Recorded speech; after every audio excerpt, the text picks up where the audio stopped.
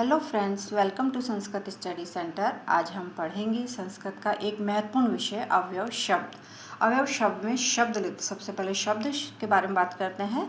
शब्द दो प्रकार के होते हैं, विकारी शब्द और अविकारी शब्द। विकारी शब्द और अविकारी शब्द। विकारी शब्द वे कहलाते हैं जो लिंग, वचन आदि के अनुसार बदल जाते हैं, अर्थात सभी संज्ञा, सर्वनाम, विशेषण, क्रिया, ये सभी शब्द विकारी शब्द कहलाते हैं। यथा जैसे नक्षत्र पठति, छात्राः लिखन्ति, तो लिंग के अनुसार और वचन के अनुसार ये बदल गए हैं, तो ये तो क्या हो गए, विकारी शब्द कहलाते हैं।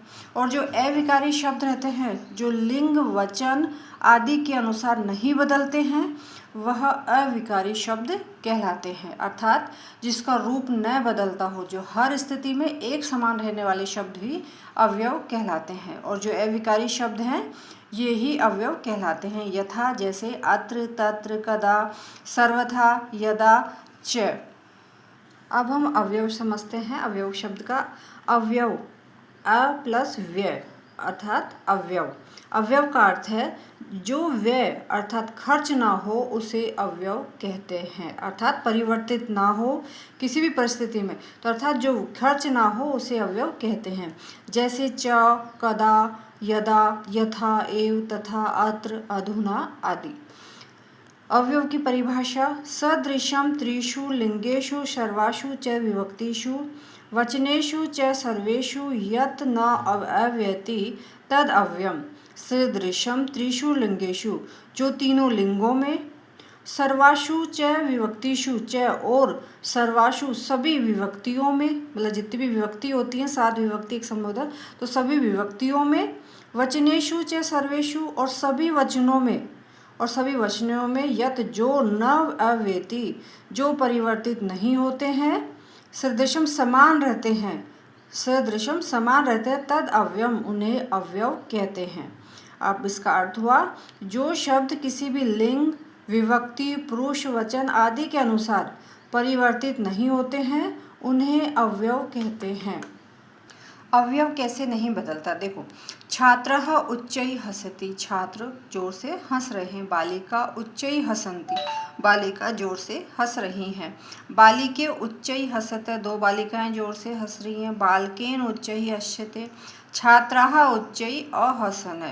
अब यहाँ पर उच्चैः शब्द है जो अवयव है, यहाँ पर इसमें परिवर्तित हुआ इन सभी में, और इसमें परिवर्तित हुआ, मतलब ये क्रियाएं हैं, ये कर्ता है और वचन भी है इसमें और लिंग भी है। तो लेकिन लिंग, वचन, क्रिया आदि के रहते हुए भी ये अपरिवर्तित रहते हैं।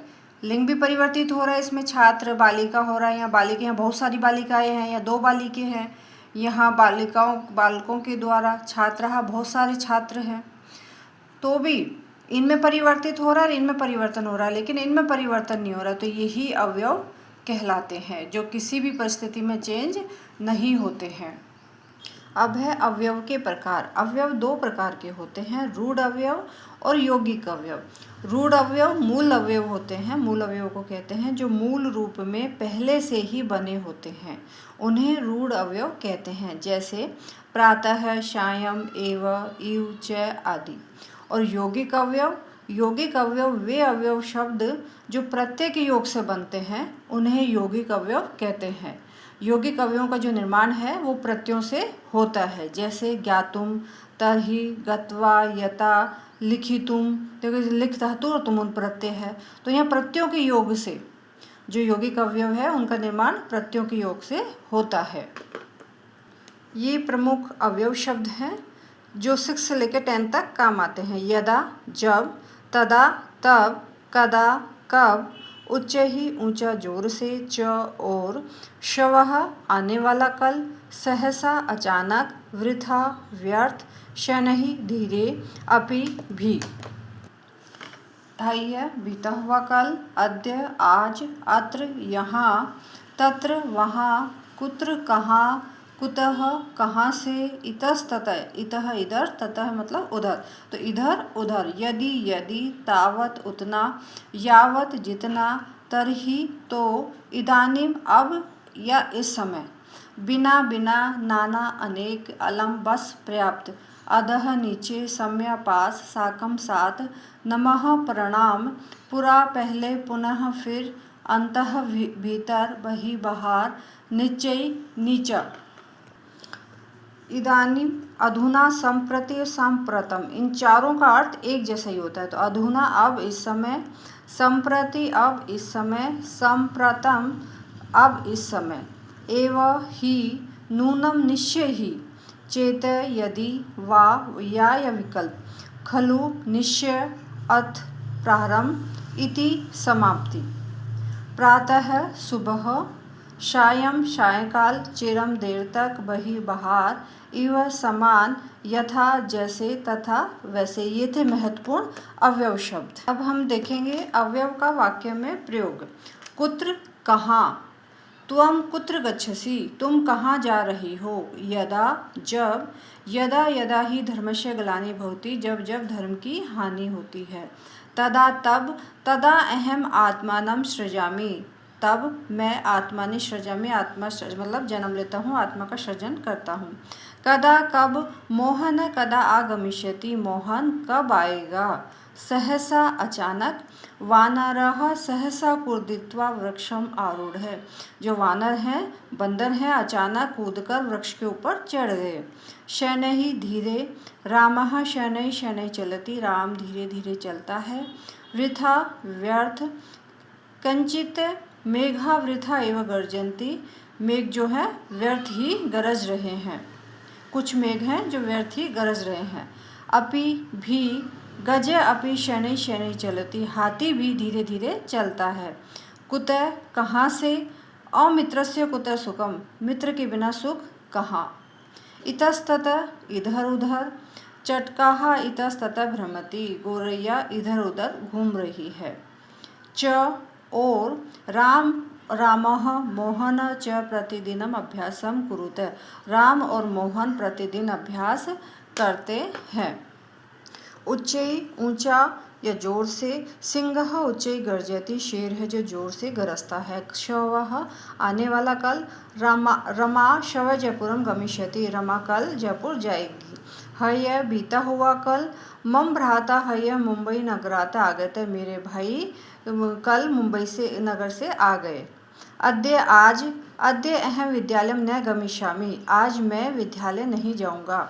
अत्र यहाँ, एष क्रीड़ा क्षेत्रे अत्र खनन कार्य मा कुरु, यहाँ खेल का मैदान है इसलिए यहाँ खनन कार्य मत करिए। तत्र वहाँ, तत्र एका रमणीया वाटिका अस्ति, वहाँ एक रमणीय एक सुंदर वाटिका है। यत्र जहाँ, यत्र नार्यस्तु पूज्यन्ते रमन्ते तत्र देवता, जहाँ नारी की पूजा होती है, पूजी जाती है। रमन्ते तत्र देवता, वहाँ देवता निवास करते हैं। कुत्र कहाँ, त्वं कुत्र गच्छसि, तुम कहाँ जा रही हो।